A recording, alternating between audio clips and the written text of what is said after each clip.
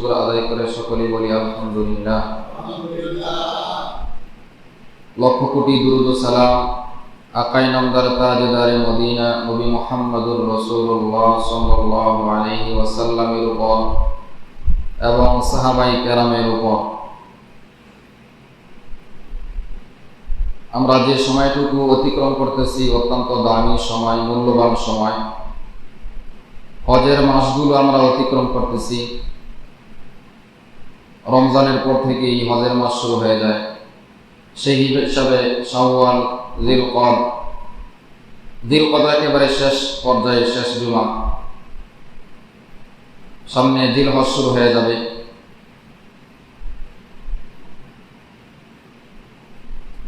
আল্লাহ রাব্বুল আলামিন কোরআনুল কারীমের মধ্যে বলেন, ওয়াল ফাজর, ফজরের কসম। ফজরের যে সময়টা, ওই সময়ের কসম খেয়ে আল্লাহ তাআলা কসম খাইতেছেন কোরআনুল কারীমের মধ্যে। স্বাভাবিকভাবে যখনই কোনো মানুষ কোনো কাজের ক্ষেত্রে, বিষয়ের ক্ষেত্রে কসম খায়, ওটাকে গুরুত্ব বোঝানোর জন্যে আল্লাহ রাব্বুল আলামিন তিনি আহকামুল হাকিমিন, সকল বাদশাহের বাদশাহ, তিনি তো কসম না খেয়েও বলতে পারেন। আল্লাহ রাব্বুল আলামিন কসম না খেয়ে বললেও সেটার গুরুত্ব কম না বেশি? বেশি। তারপরেও আল্লাহ তাআলা কোরআনুল কারীমের বিভিন্ন জায়গায় ওই বিষয়টার গুরুত্ব বোঝানোর জন্য আল্লাহ তাআলা কসম খেয়েছেন।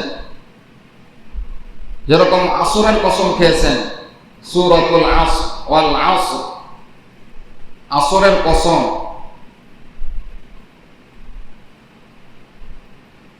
এইভাবে আল্লাহ তাআলা একাধিক জায়গায় আল্লাহ তাআলা কলমের কসম খেয়েছেন, নুন আল কলামি ওয়া মা ইয়াসতুরুন, কলমের কসম। ঠিক তদ্রূপভাবে আল্লাহ তাআলা 30 নম্বর পারার সূরাতুল ফাজরে আল্লাহ তাআলা বলেন, ওয়াল ফাজর।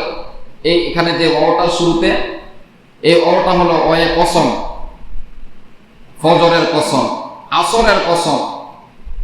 তো আল্লাহ তাআলা কসম খেয়ে বলতেছেন, ওয়াল ফাজর, ফজরের সময়ের কসম। ওয়াল ফাজর ওয়া লায়ালিন আশর, এবং 10 রাত্রির কসম। এখানে মুফাসসিরিনে কেরাম 10 রাত্র দ্বারা বুঝাইছেন জিলহজের প্রথম 10 রাত্রির কথা বলা হয়েছে। তাহলে বোঝা যায় জিলকদ শেষ হয়ে যাচ্ছে, জিলহজের প্রথম 10 দিনের কসম আল্লাহ তাআলা সূরাতুল ফাজরে আল্লাহ তাআলা খেয়েছেন। ওয়াল ফাজর ওয়া লায়ালিন আশর, 10 রাত্রির কসম। জিলহজের প্রথম 10 রাত্রির কসম। ওয়াশ শাফঈ ওয়াল ওয়াতর,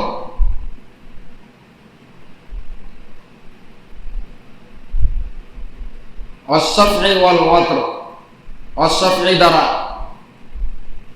ইয়াউমুন নাহর, অর্থাৎ ঈদের দিনের কসম, যেদিন কুরবানি হয়। ওয়াশ শাফঈ ওয়াল ওয়াতর, এখানে ওতর দ্বারা বুঝাইছেন আরাফার দিনের কসম। তার মানে বোঝা যায় যে আরাফার দিনের গুরুত্ব অনেক বেশি, ঠিক কিনা? আরাফাতের দিনের গুরুত্ব বেশি বিদায় আল্লাহ তাআলা কসম খেয়েছেন। ইয়াউমুন নাহর, কুরবানির ঈদের দিনের কসম খেয়েছেন।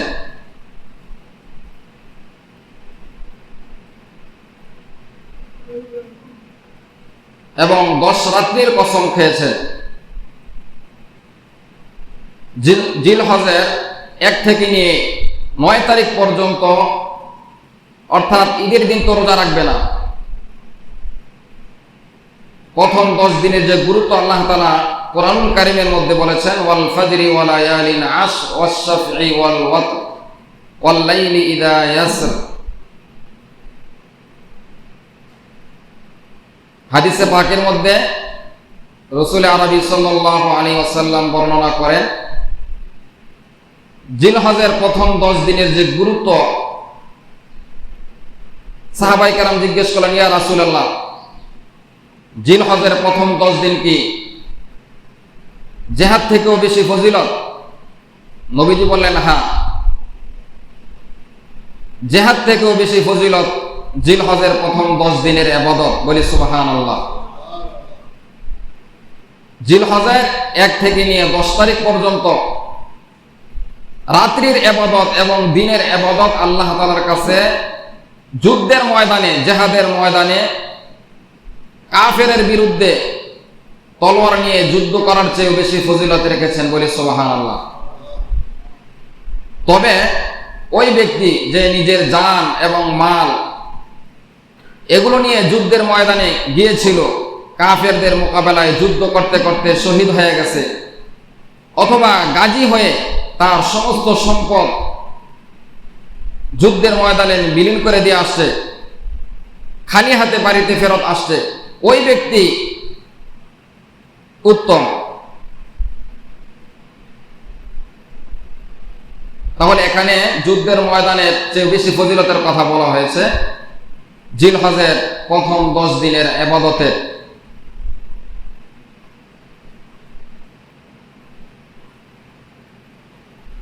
রাসূল আরবি সাল্লাল্লাহু আলাইহি ওয়াসাল্লাম হাদিসে পাকের মধ্যে বলেন, মা মিন আইয়ামিন আহাব্বু ইলাল্লাহ আন ইয়াতাআব্বাদা লাহু ফিহা মিন আসারি যিল হিজ্জা। রাসূল আরবি সাল্লাল্লাহু আলাইহি ওয়াসাল্লাম হাদিসে পাকের মধ্যে বলেন, জিলহজের প্রথম 10 দিনের মর্যাদা আল্লাহ তাআলার কাছে এত বেশি যা বছরের অন্য কোনো দিনের মর্যাদা আল্লাহ তাআলার কাছে অত বেশি না। বলি সুবহানাল্লাহ। রমজান মাস ছাড়া। তাহলে জিলহজের প্রথম 10 দিনের মর্যাদা অন্যান্য দিনের চেয়ে বেশি মর্যাদা।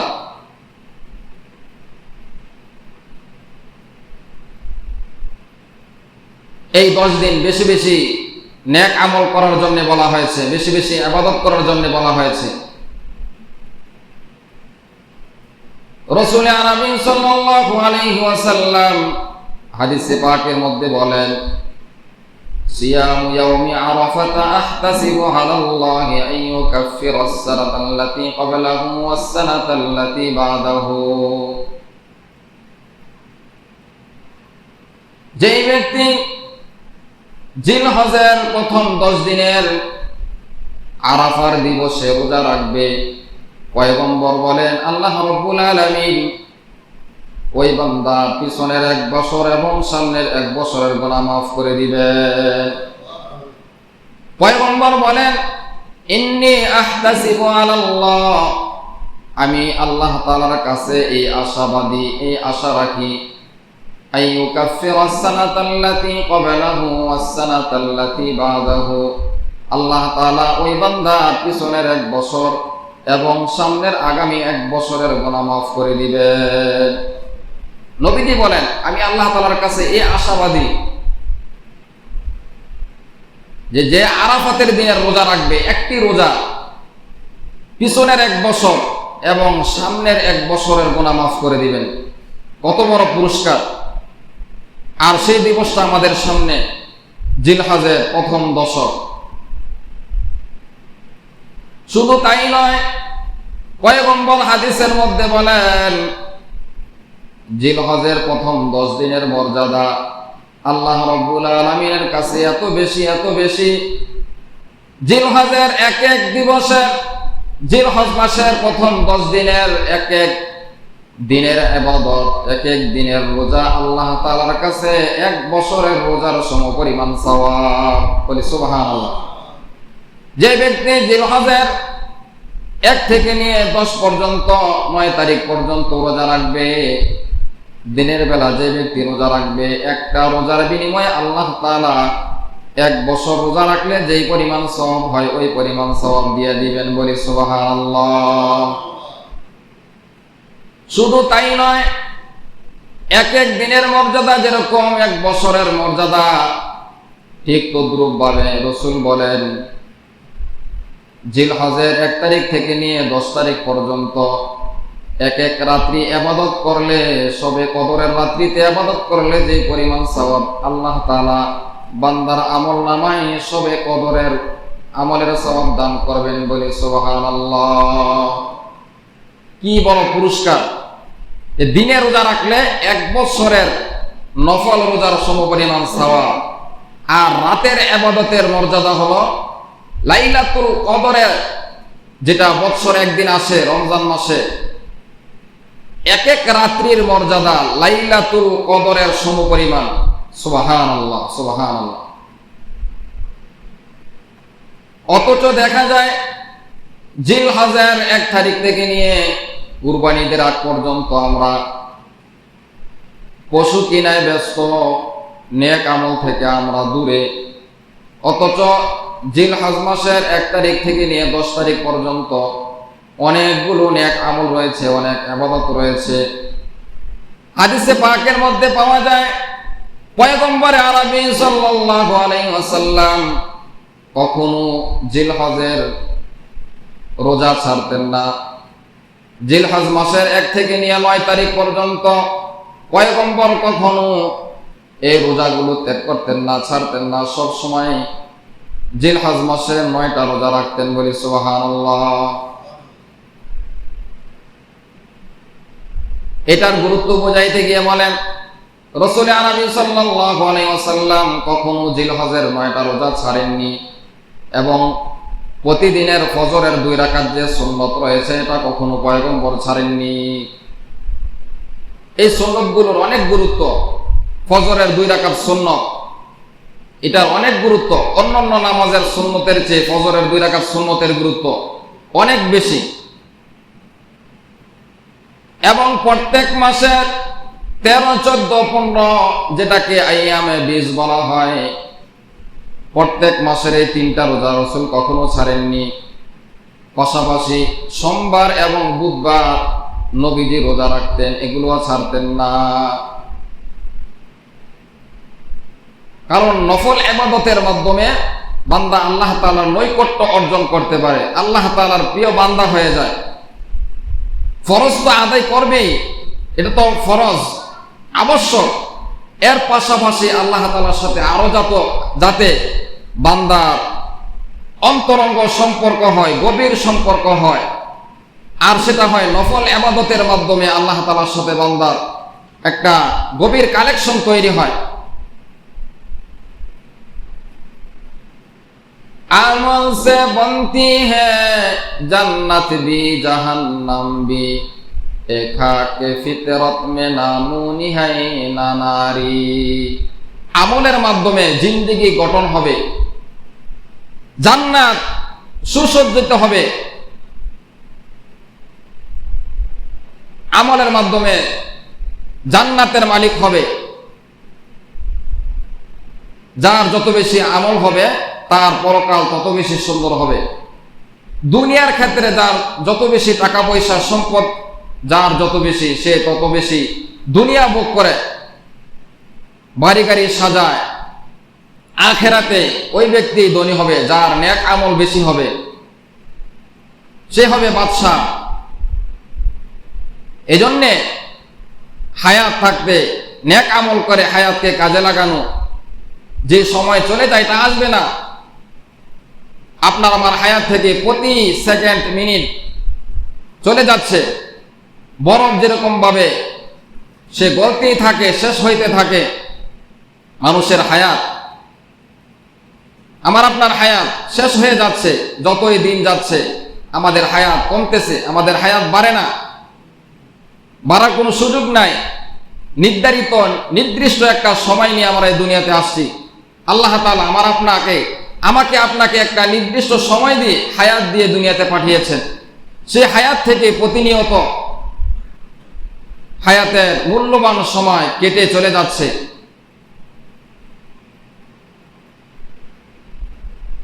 চাই ইবাদতে সেই সময় কাটাই অথবা অবহেলায় কাটাই, সময় শেষ হয়েই যাবে, কেটেই যাবে। এক সময় হায়াত শেষ হয়ে যাবে। আমার আপনার পূর্বপুরুষ যারা দুনিয়া থেকে চলে গেছে, কত শত বছর তারা কবরে জিন্দেগি পার করতেছে, আরো কত হাজার বছর, শত বছর কবরে থাকবে, এর কোনো হিসাব নাই। এজন্য হায়াতের সময়গুলোকে ইবাদতের মধ্যে কাটানো, তো বলতেছিলাম জিলহজের প্রথম 10 দিনের ইবাদতের গুরুত্ব। যে আয়াতে কারিমা আপনাদের সামনে তেলাওয়াত করেছি সূরাতুল মাইদা 6 নম্বর পারার 11 পৃষ্ঠা, আল্লাহ রাব্বুল আলামিন বলেন, ওয়াতলু আলাইহিম নাবা আবনাই আদামা বিল হক ইয ক্বাররাবা কুরবানান ফাতুকবিলা মিন আহাদিহিমা ওয়া লাম ইউতাকাব্বাল মিনাল আখার। ওয়াতলু আলাইহিম নাবা আবনাই আদামা বিল হক। আল্লাহ রাব্বুল আলামিন তার হাবিব জনাবে মুহাম্মদুর রাসূলুল্লাহ সাল্লাল্লাহু আলাইহি ওয়াসাল্লামকে আল্লাহ তাআলা আদেশ করতেছেন, হে আমার হাবিব, আপনি আপনার উম্মতদেরকে জানিয়ে দেন তাদের কাছে আদম আলাইহিস সালাতু ওয়াস সালামের 2 সন্তানের বাস্তব সত্য ঘটনা আপনি বর্ণনা করে দেন।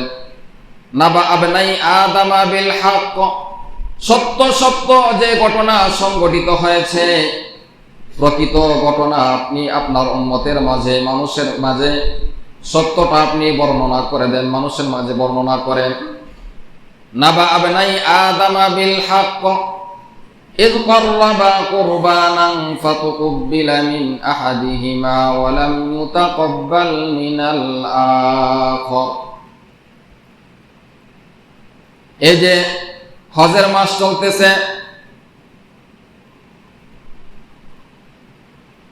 এই হজের মাসে গুরুত্বপূর্ণ যতগুলো আমল রয়েছে এর মধ্যে একটা আমল হলো ঈদের দিন 10 জিলহজ ইয়াউমুন নাহর, অর্থাৎ পশু কুরবানি করা।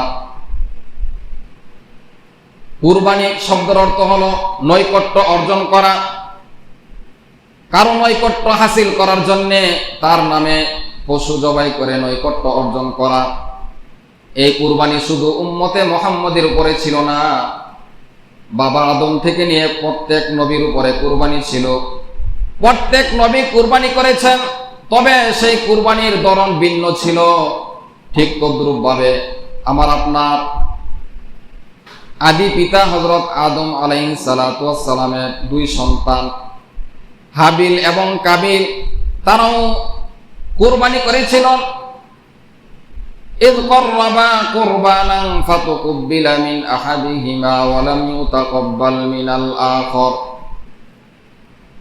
আদম আলাইহিস সালাতু ওয়াস সালামের 2 সন্তান হাবিল এবং কাবিল, তারাও কুরবানি আল্লাহ তাআলার কাছে পেশ করেছিলেন। এই কুরবানির কথা আদম আলাইহিস সালাতু ওয়াস সালাম থেকেই শুরু হয়েছে। প্রত্যেক নবী কুরবানি করেছেন, নিজের জান মাল এগুলোর কুরবানি করেছেন, সম্পদের কুরবানি করেছেন আল্লাহ তাআলার জন্য, আল্লাহ তাআলার সন্তুষ্টি অর্জনের জন্য। আল্লাহ তাআলা আমাকে আপনাকে দুনিয়াতে বাবা আদম আলাইহিস সালাতু ওয়াস সালাম এবং মা হাওয়া আলাইহা সালাতু ওয়াস সালামের মাধ্যমে আমরা দুনিয়াতে আসছি। তো যখন আসমান থেকে, জান্নাত থেকে আল্লাহ তাআলা বাবা আদম এবং হাওয়াকে দুনিয়াতে পাঠাইলেন, একজনকে শ্রীলঙ্কায় আরেকজনকে জিদ্দায়, এই 2 জনকে আল্লাহ তাআলা আরাফার ময়দানে একত্রিত করেছেন। বলি সুবহানাল্লাহ। একজন আরেকজনকে খুঁজতে খুঁজতে খুঁজতে খুঁজতে আল্লাহ তাআলা আরাফার ময়দানে উভয়কে একত্রিত করে দিলেন। এরপর তাদের 2 জনের মাঝে যখন বিবাহ বন্ধনে আবদ্ধ হলেন, আমাদের মা হাওয়া আলাইহিস সালাতু ওয়াস সালামের গর্ভে প্রত্যেক বৎসর যমজ সন্তান 2 জন করে সন্তান দুনিয়াতে আল্লাহ তাআলা পাঠাইতেন, একজন ছেলে একজন মেয়ে। তো দুনিয়াতে মানুষের সংখ্যা বাড়ানোর পদ্ধতি হলো বিবাহ শাদী। তো প্রথম আদম আলাইহিস সালাতু ওয়াস সালামের 1 ছেলে 1 মেয়ে, প্রত্যেক বৎসর 2 জন করে সন্তান জন্মগ্রহণ করত, যমজ সন্তান। সাময়িকভাবে অস্থায়ীভাবে প্রয়োজনে মানুষের আদম সন্তান বৃদ্ধির জন্য আপন বোন আপন ভাই বিবাহ শাদী ছাড়া বাড়ানোর কোনো পদ্ধতি ছিল না। তো সাময়িকভাবে জরুরত হিসাবে আল্লাহ তাআলা বিধান করে দিলেন যে যেই প্রথম বৎসর দুইজন সন্তান, একজন ছেলে একজন মেয়ে, পরবর্তী বৎসর একজন ছেলে একজন মেয়ে, যে যার সাথে পেটে ছিলেন তারা আপন ভাই, আর 1 বছর পরে যে হয়েছে তারা সহোদর ভাই। তা আল্লাহ তাআলা সিস্টেম জারি করে দিলেন, যারা একসাথে ছিলেন পেটে একই বৎসর তারা দুজনে আপন ভাই বোন, এই দুইজনের মধ্যে বিবাহ শাদী এটা নিষেধ। কিন্তু পরবর্তী বৎসর যে দুইজন সন্তান দুনিয়াতে আসছে, একজন ছেলে একজন মেয়ে, তো প্রথম বৎসরের ছেলে দ্বিতীয় বৎসরের মেয়ে, দ্বিতীয় বৎসরের মেয়ে প্রথম বৎসরের ছেলে, এইভাবে আল্লাহ তাআলা বিধান জারি করে দিলেন সাময়িকভাবে। কারণ আপন ভাই বোন তো বিবাহ শাদী বৈধ ছিল না, তো মানুষ দুনিয়ার জমিনে বাড়ানোর জন্য এই সাময়িক পদ্ধতি ছাড়া বাড়ানোর কোনো সুযোগ ছিল না। তো আল্লাহ তাআলা এই বিধান জারি করলেন। তো সেই হিসাবে হাবিলের সাথে যে বোনটা দুনিয়াতে আসছে সে ছিল কালো কুচরি, আর কাবিলের সাথে যে বোনটা দুনিয়াতে আসছে সে ছিল অনেক সুন্দরী, কিন্তু তারা তো দুজনে আপন ভাই বোন। তো আদম আলাইহিস সালামের বিধান অনুযায়ী আল্লাহ তাআলা ফয়সালা করলেন, হাবিলের সাথে যে বোন দুনিয়াতে আসছে ওই বোনকে বিবাহ করবে কাবিল, আর কাবিলের সাথে যে বোন দুনিয়াতে আসছে সে বিবাহ করবে হাবিল, তাকে বিবাহ করবে হাবিল। তো কাবিলের সাথে যে বোন আসছে সে ছিল অনেক সুন্দরী।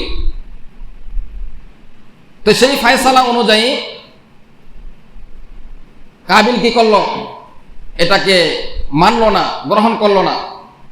সে বলে যে না, কাবিল যুক্তি পেশ করলো, যেহেতু আমি আমার বোনের সাথে একসাথে ছিলাম মায়ের পেটে 10 মাস 10 দিন, যেহেতু মায়ের পেটে একসাথে থাকতে পারছি, তাহলে দুনিয়ার জমিনেও আমরা বিবাহ শাদী করে একসাথে জীবনযাপন করতে পারবো, এটাই যুক্তি। কিন্তু আল্লাহ তাআলার ফয়সালা হলো ভিন্ন। সে আল্লাহ তাআলার ফয়সালাকে মানে নাই, সে যুক্তি পেশ করেছে, কত সুন্দর যুক্তি, যে মায়ের পেটে একসাথে ছিলাম, তাহলে দুনিয়াতে কেন আমরা বিবাহ শাদী করতে পারবো না? পেটে একসাথে থাকতে পারছি, দুনিয়াতেও থাকতে পারবো, অতএব আমি আমার বোন সুন্দরীকে বিবাহ করব। আল্লাহ তাআলার ফয়সালাকে সে মানে নাই। আমার আপনার পিতা আদম আলাইহিস সালাম তিনি বললেন, ঠিক আছে, তাহলে তোমরা কি করো, কুরবানি পেশ করো আল্লাহ তাআলার কাছে, যারটা আল্লাহ তাআলা কবুল করবেন সেই ফয়সালা অনুযায়ী এটা সমাধা হবে। এ কথা বলে আদম আলাইহিস সালাম ওনাদের 2 সন্তানকে বললেন, ঠিক আছে, তোমরা কুরবানি পেশ করো, যারটা কবুল হয় তারটাই গ্রহণ করা হবে। আর এইদিকে আদম আলাইহিস সালাম এ কথা বলে তিনি হজের উদ্দেশ্যে বাইতুল্লাহর দিকে রওনা করলেন। এই ঘটনা আল্লাহ তাআলা কোরআনুল কারীমের মধ্যে নিয়ে আসছেন, এবং আমার আপনার রাসূলকে বললেন, আপনি আপনার উম্মতকে এই ঘটনা, সত্য ঘটনা আপনি বর্ণনা করে দেন। ইয কররাবা কুরবানান ফাতুকুব্বিলা মিন আহাদিহিমা ওয়া লাম ইউতাকাব্বাল মিনাল আখার ক্বালা লাআকতুলান্নাকা ক্বালা ইন্নামা ইয়াতাকাব্বালুল্লাহু মিনাল মুত্তাকিন। তারা দুইজন যখন 2 ভাই কুরবানি পেশ করলেন, নিয়ম অনুযায়ী যার কুরবানিটা কবুল হতো আসমান থেকে আগুন এসে সেটাকে জ্বালিয়ে দিত। বলি সুবহানাল্লাহ। হাবিল কৃষিকাজ করত, একজন কৃষিকাজ করত, আর একজন বেড়া বকরি দুম্বা এগুলো লালন পালন করত। তাদের সে শস্যগুলো, জমিনের ফসলগুলো একসাথে রাখলো, বেড়া বকরি দুম্বা এটা পাহাড়ের পাশে রাখলো, পাহাড়ের উঁচায় রাখলো। আল্লাহ তাআলার কুদরতি ভাবে ফয়সালা অনুযায়ী একজনের কুরবানিকে আল্লাহ তাআলা কবুল করলেন, অর্থাৎ হাবিলের কুরবানিকে আল্লাহ তাআলা কবুল করলেন। কাবিলের কুরবানি কবুল করেন নাই, কারণ কাবিল এই উদ্দেশ্যে কুরবানি দিয়েছে তার সম্পদের যে কুরবানি দিয়েছে শস্য, এগুলো যখন সে পেশ করেছে, সে এই নিয়তে এই উদ্দেশ্যে এগুলোকে পেশ করেছে, সে তার বোনকে বিবাহ করার উদ্দেশ্যে। আর হাবিল আল্লাহ তাআলার সন্তুষ্টি অর্জনের জন্য দুম্বা কুরবানি করেছেন। বলে সুবহানাল্লাহ।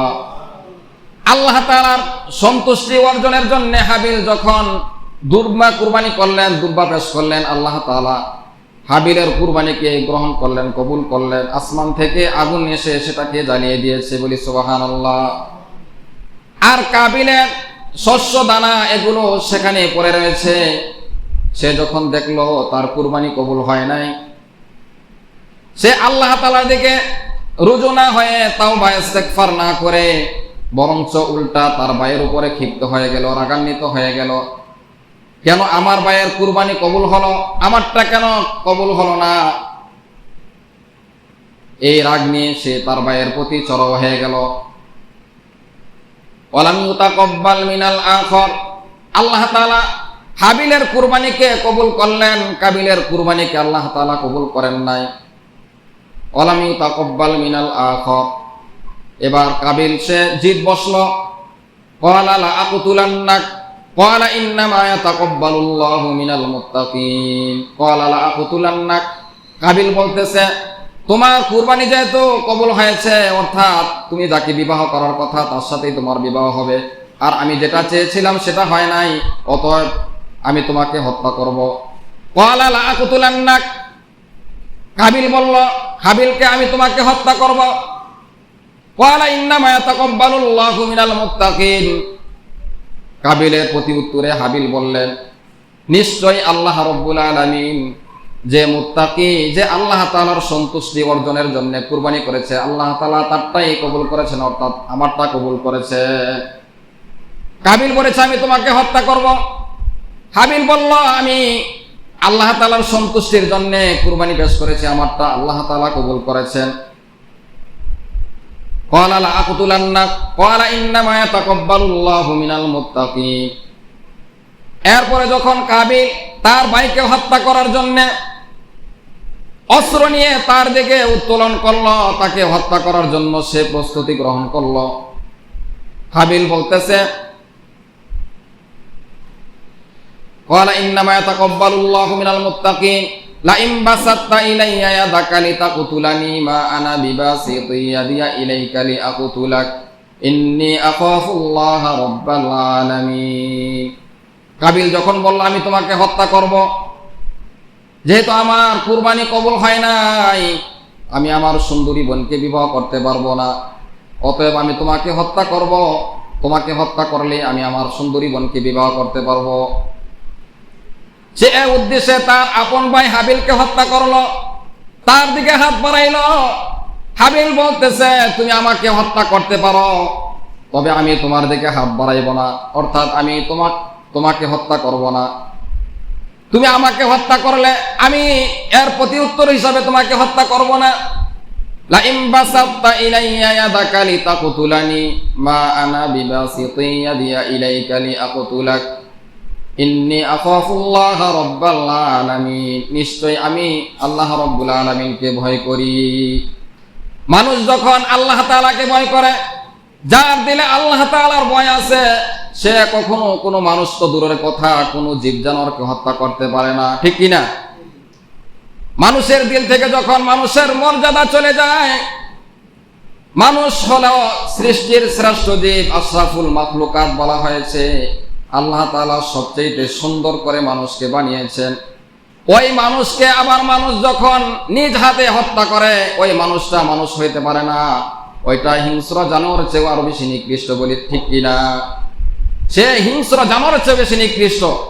তো সে বলতেছে আমি তোমাকে হত্যা করব, আর হাবিল বলতেছে আমি তোমাকে কিছুই বলবো না, হত্যা করব না, আমি আল্লাহ তাআলাকে ভয় করি।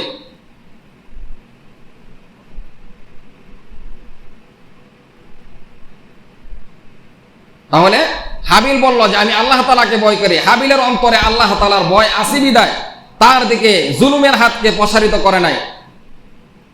যার ভিতরে আল্লাহ তাআলার ভয় আছে সে কখনো মানুষকে হত্যা করতে পারে না। আল্লাহ রাব্বুল আলামিন বলেন মান কাতালা নাফসান বিগাইরি নাফসিন আও ফাসাদিন ফিল আরদি ফাকান্নামা কাতালান নাসা জামিআ ওয়া মান আহইয়াহা ফাকান্নামা আহইয়ান নাসা জামিআ। যে কোনো নিরপরাধ মানুষকে হত্যা করলো, সে যেন গোটা জাতি সমস্ত মানুষকে হত্যা করলো, যে কোনো নিরপরাধকে, যার কোনো অপরাধ নাই, যে কোনো মানুষকে, নিরপরাধ মানুষকে হত্যা করলো অন্যায়ভাবে, সে যেন গোটা জাতিকে হত্যা করলো। আর যে কোনো মানুষকে বাঁচিয়ে দিল, মানুষের জীবনকে বাঁচিয়ে দিল, সে যেন গোটা মানব জাতিকে বাঁচিয়ে দিল। বলি সুবহানাল্লাহ। ওমান আহিয়াহা, যে মানুষের জীবনকে বাঁচিয়ে দিল, ফাকান্নামা আহইয়ান নাসা জামিআ, সে গোটা জগতের সমস্ত মানুষকে হত্যা থেকে বাঁচিয়ে দিল।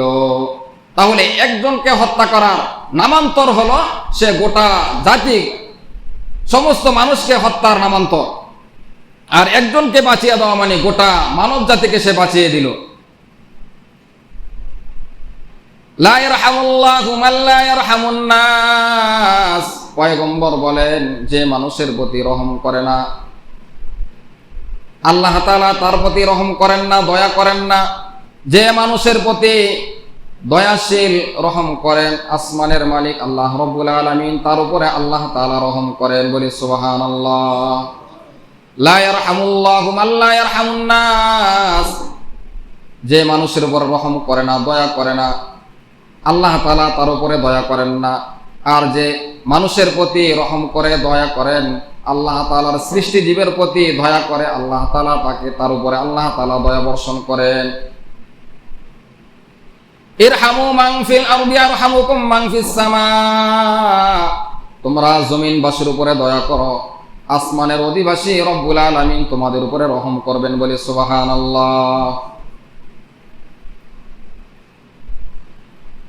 তাহলে সে যখন তার ভাইকে হত্যা করলো, হাবিলকে, কাবিল, তিনি বলেছেন, আমি আল্লাহ তাআলাকে ভয় করি, আমি তোমাকে হত্যা করব না। ইন্নী আখাফুল্লাহ রাব্বাল আলামিন।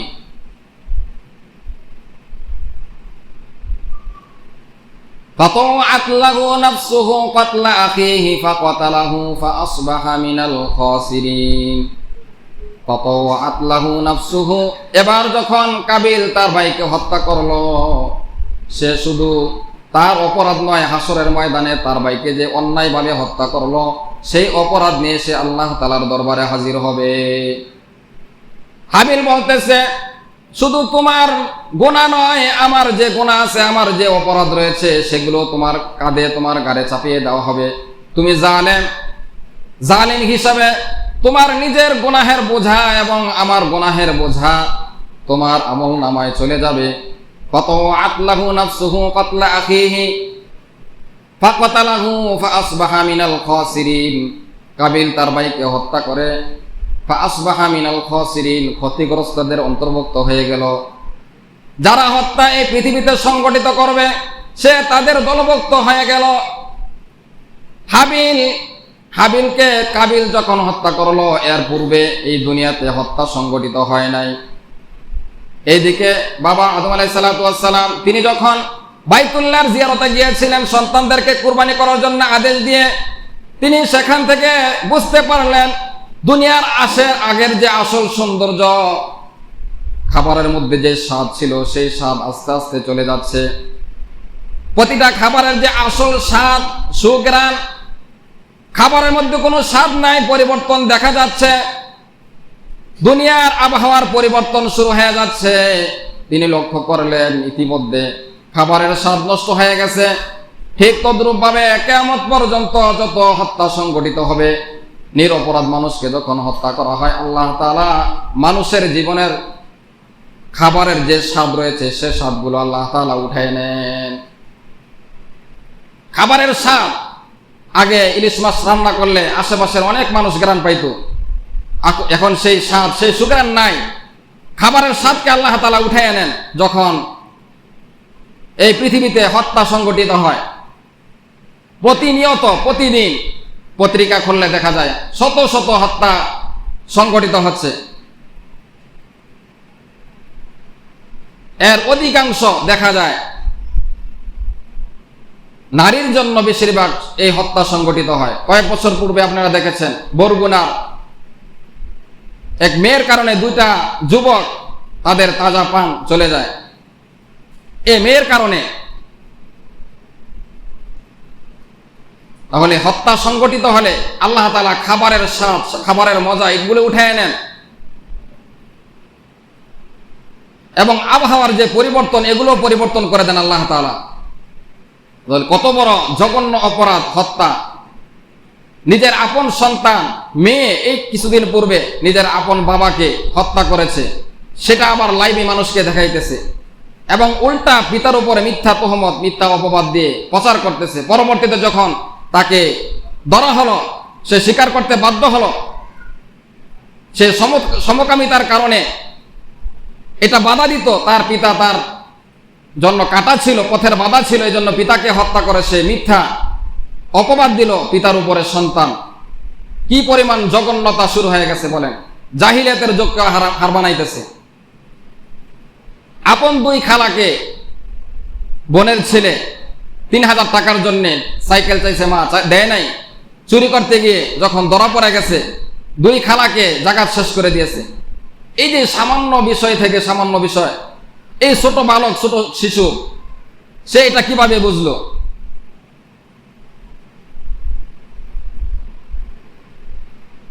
এই যে গাজীপুরে এক ইমামকে মিথ্যা অপবাদ দিয়ে, মিথ্যা তহমত দিয়ে তাকে নির্মমভাবে প্রকাশ্যে দিবালোকের সামনে মানুষ তাকে আঘাত করে হত্যা করেছে। একজন পুলিশ তার কাছে পানি চাইতেছে, সেটা সে পানি দেয় নাই। কত বড় নিষ্ঠুর! এখন বুঝেন, তার রুহু চলে যাচ্ছে, ওই মুহূর্তে পানি চাইতেছে, পানি কাছে নিয়ে পানি দেয় নাই। এই যে একটু পূর্বে বললাম যে মানুষের উপরে দয়া করে না, অনুগ্রহ করে না, আল্লাহ তাআলা তার উপর অনুগ্রহ করেন না। সে যদি অপরাধী হয়ে থাকে বিচার হবে, কিন্তু কেন নিজ হাতে আমরা আইন তুলে নিয়ে এইভাবে হত্যা করব? আর এমন এক মুহূর্তে সে পানি চাইছে, যারা মানুষকে নিরাপত্তা দিবে, জানমালের হেফাজত করবে পুলিশ বাহিনী, তারা যদি এভাবে এগুলোকে ঠাট্টা মস্কারি করে, সে পানি কাছে নিয়ে পানি দেয় নাই। আপনারা সকলে জানেন, দেখছেন এই যে চিত্রগুলো প্রতিনিয়ত আমরা দেখতেছি। মানুষের প্রতি মানুষের যে দরদ, মমতা, মায়া, মোহাব্বত, এগুলো উঠে গেছে, নাই। নিজের আপন সন্তান পিতার প্রতি দয়াশীল না, পিতাও সন্তানের প্রতি দয়া করে না। এই যে এক করুণ পরিস্থিতি, এর দ্বারা বোঝা যায় যে কিয়ামত একেবারে নিকটে চলে আসছে। তো হাবিল বলল যে তুমি শুধু তোমার গুনাহ নয়, আমারও যে অপরাধ আছে সেগুলো তোমার কাঁধে তুমি বহন করো। ফাকাতালাহু ফাআসবাহা মিনাল খাসিরিন। বাইকে তো হত্যা করে ফেললো, তো এখন কি করবে? এর পূর্বে তো পৃথিবীতে কোনো মানুষ হত্যা হয় নাই। ফাতাওয়াত লাহু নাফসুহু কাতলা আখিহি ফাকাতালাহু ফাআসবাহা মিনাল খাসিরিন। ফাবাআসাল্লাহু গুরাবান ইয়াবহাসু ফিল আরদি লিয়ুরিয়াহু কাইফা ইওয়ারি সাওআতা আখিহি। قال يا ويلتى أعجزت أن أكون مثل هذا الغراب فأواري سوءة أخي فأصبح من النادمين। কাবিল তার আপন ভাই হাবিলকে হত্যা করার পর সে চিন্তা করতেছে, আমার ভাইকে আমি কিভাবে লুকাবো, দাফন করব। এটা তার জেহেনে ছিল না, কারণ এর পূর্বে কোনো মানুষ মারা যায় নাই, সে দাফন আর দেখে নাই। তার ভাইকে হত্যা করার পর তাফসীরের মধ্যে আসছে 1 বছর পর্যন্ত কাঁদি নিয়ে দৌড়াইতেছে, কোথায় এটাকে লুকাইবে, দাফন করবে। এরপর যখন সে দেখল আল্লাহ তাআলা কুদরতি ভাবে সেই লাশটাকে অক্ষত রাখলেন, এটাকে নষ্ট হতে দেন নাই। এরপর যখন সে দেখলো একটা কাক, দূর থেকে দেখা যায় 2টা কাক একসাথে মারামারি করার পর একটা কাক আরেকটা কাককে, কাউয়া যেটাকে বলা হয় কাক, গরব শব্দের অর্থ হলো কাক। তো একটা কাক আরেকটা কাক, 2টা যখন মারামারি করে একটা আরেকটাকে মেরে ফেলে, এবার মৃত কাকটাকে জীবিত কাক মাটি সরিয়ে সে তাকে মাটিতে চাপা দিতেছে। এটা কাবিল দেখতেছে, দেখে আশ্চর্য হয়ে গেল, বলতেছে, হাই, আমি কত নির্বোধ মূর্খ যে আমার মধ্যে এতটুকু জ্ঞান নাই যে আমি আমার ভাইকে হত্যা করলাম, তাকে দাফন করব, তাকে মাটিতে আমি লুকাইব, এতটুকু জ্ঞান আমার মধ্যে নাই। আর এটা একটা কাক থেকে আমি শিখতে হয়। কাক দেখে সে দাফন শিখলো। তো আল্লাহ তাআলা কাবিলের হত্যাকারীর শিক্ষক বানালেন একটা কাক। একটা কাউয়াকে তার শিক্ষক বানাইলেন। দেখেন, পৃথিবীর প্রথম হত্যা সংগঠিত করেছে কাবিল। এটা তো আল্লাহ তাআলা পয়গম্বরের মাধ্যমে দাফনের কাজ শিখাইতে পারতেন, কেন শিখান নাই? সে যেহেতু সে জালেম, আর জালেমের শিক্ষক হলো কোন নবী না, একটা কাক, সে তার শিক্ষক। ও দুনিয়াতে যত মুশরিক রয়েছে, যারা খোদাদ্রোহী, ইসলামের দুশ্মন, কোরআনের দুশ্মন, আল্লাহ তাআলার দুশ্মন, রসুলের দুশ্মন, ইসলামের দুশ্মন, তাদের আসল শিক্ষক হলো এরকম কাক মার্কা শিক্ষক, ঠিক কিনা? তাদের শিক্ষক এরকম কাক।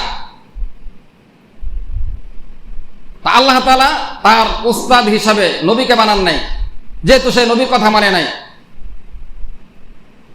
তো সে নিজে নিজে কি করতেছে? লজ্জিত হইতেছে এবং নিজেকে বলতেছে, বাবা আসাল্লাহু গুরাবান ইয়াবহাসু ফিল আরদ লিউরিয়াহু কাইফা ইওয়ারি সাওআতা আখি। আমি আমার ভাইকে হত্যা করলাম, তাকে দাফন করার মতো আমার যোগ্যতা নাই। আমি একটা কাক দেখে তার থেকে আমি দাফন করা শিখলাম। সে লজ্জিত হইতেছে।